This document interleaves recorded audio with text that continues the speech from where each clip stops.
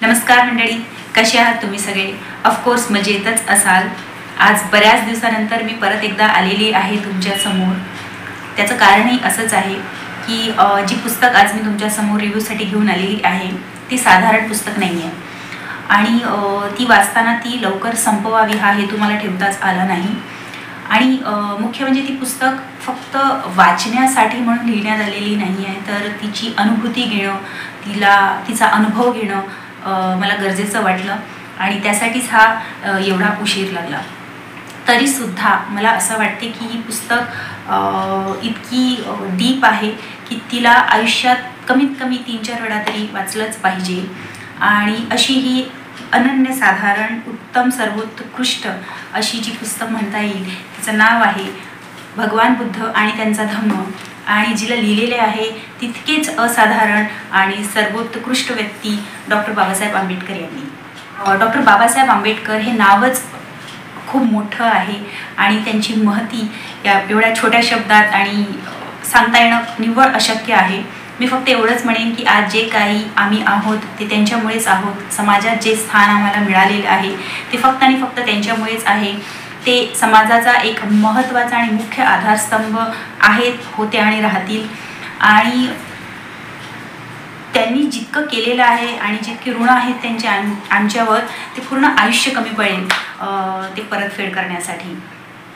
तर अशा ह्या थोर माणसाने लिहिलेलं हे पुस्तक मुळात प्रकाशित झालं होतं पहिल्यांदा 1957 मध्ये, म्हणजेच बाबासाहेबांच्या मरणोपरांत. आणि मुळात इंग्लिशमध्ये लिहिण्यात आलेलं हे पुस्तक वेगवेगळ्या भाषांमध्ये नंतर ट्रान्सलेट करण्यात आलेलं आहे. इंग्लिश, मराठी, हिंदी, गुजराती आणि अजून अन्य भाषांमध्ये. त्यातलं मराठी अनुवाद मी वाचलेला आहे. तर मंडळी, मुळात ही पुस्तक 7 खंडामध्ये विभागण्यात आलेली आहे.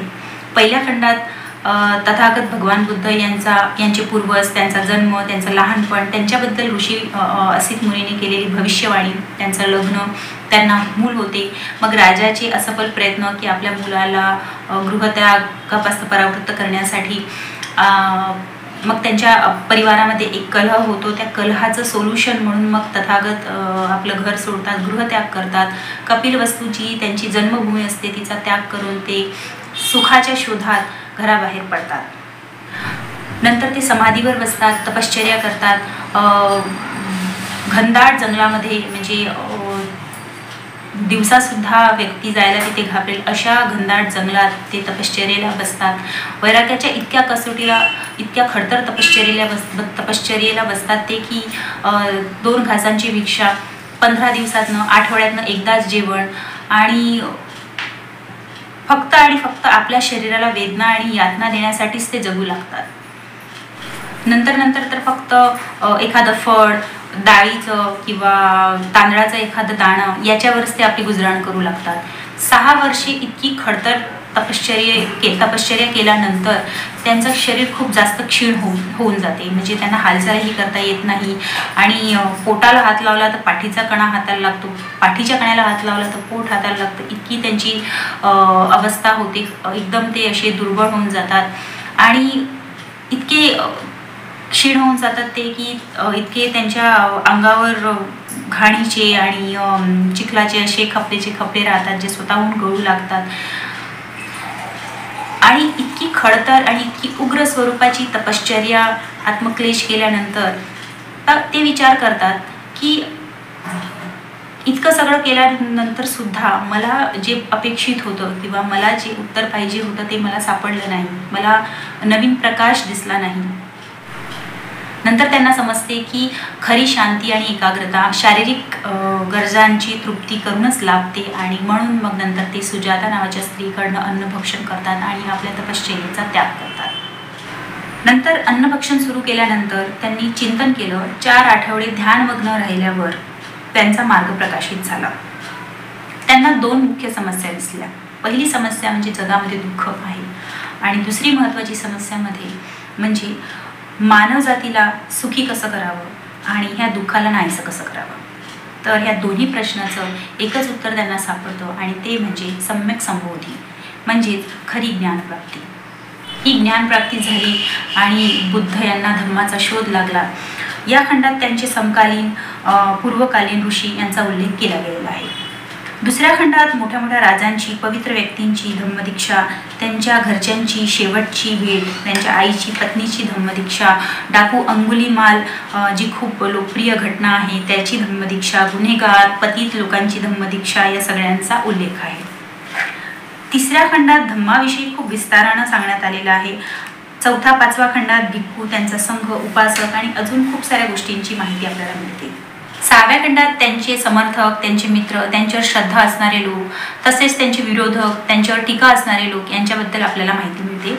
सातव्या खंडात धम्मप्रचाराची केंद्रे, त्यांच्या भेटीची स्थाने, शेवटी वयाच्या 80व्या वर्षी होणारे त्यांचे महापरिनिर्वाण आणि त्याच्यानंतर त्यांच्या देहावर झालेले अंतिम संस्कार याच्याबद्दलची सखोल माहिती आपल्याला या पुस्तकात वाचायला मिळते. शेवटच्या 8व्या खंडात भगवान बुद्धांच्या व्यक्तिमत्वाविषयी आपण जाणून घेतो. त्या काळात ज्या लोकांनी त्यांना प्रत्यक्ष पाहिलेलं आहे त्या लोकांची साक्ष या पुस्तकात दिलेली आहे. सिद्धार्थ गौतमाचे व्यक्तिमत्व खूप जास्त आकर्षक होतं. त्यांचा आवाज खूप संयमी आणि धीर गंभीर होता. त्यांना दारिद्र्य नापसंत होते. त्यांनी कधीही ग्लोरिफाय केलं नाही आहे गरिबीला आणि त्यांना संग्राहक वृत्ती नापसंत होती. एकंदरीत ती खूप प्रॅक्टिकल विचारांची होती आणि कोणत्याही गोष्टीचा लॉजिकल विचार करणं, कोणत्याही गोष्टीला क्वेश्चन करणं हे त्यांच्या स्वभावात होतं. आणि सगळ्यात महत्त्वाचं मला काय वाटलं की स्वतः शोध लावलेल्या धम्मात त्यांनी स्वतःलाच विशेष स्थान असं दिलेलं नाही आहे. त्यांनी स्वतःला कधी सिद्ध पुरुष किंवा देव म्हणवलेलं नाही आहे. त्यांनी कधीच माझी पूजा करा किंवा माझी प्रार्थना करा, माझी भक्ती करा, माझ्यावर श्रद्धा करा असं म्हटलेलं नाही आहे. त्यांनी फक्त एवढंच सांगितले की मी तुमचा मार्गदर्शक आहे, मी तुम्हाला सत्याचा मार्ग दाखवणार आहे, नवीन प्रकाश दाखवणार आहे. आणि मोक्षप्राप्तीची लुभावणं त्यांनी दिलेली नाही आहे.